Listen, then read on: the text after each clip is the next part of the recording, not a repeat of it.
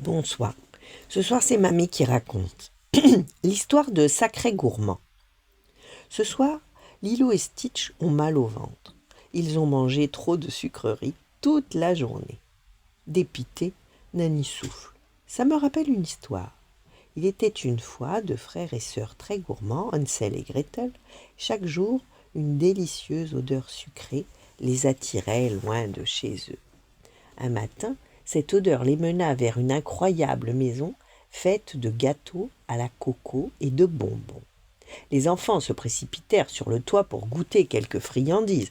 Miam, miam, ils n'en avaient jamais savouré de si bonnes. Ils n'interrompirent leur festin que lorsque leur ventre fut sur le point d'exploser. Ils s'abandonnèrent alors à une petite sieste devant la maison. Il fallait bien digérer tout ce qu'ils avaient englouti. À leur réveil, une sorcière leur demanda pourquoi ils avaient picoré sa maison. Hansel et Gretel s'excusèrent. Ils allaient réparer, c'est promis.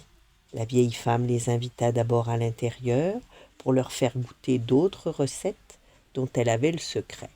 Et d'un sort, elle emprisonna Hansel dans un étrange fauteuil en caramel, obligeant Gretel à surveiller la cuisson d'un étrange ragoût dont il ne manquait qu'un seul ingrédient pour être prêt à être dégusté.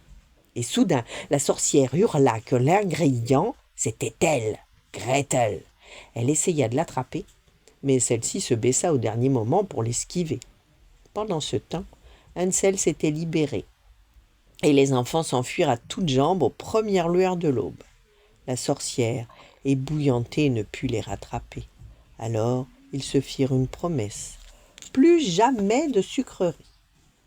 Lilo et Stitch ne sont pas d'accord avec cette fin cruelle pour la sorcière.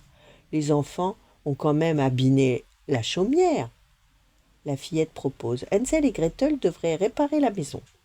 La sorcière pourrait être gentille et préparer un ragoût excellent, sans mettre des enfants dedans.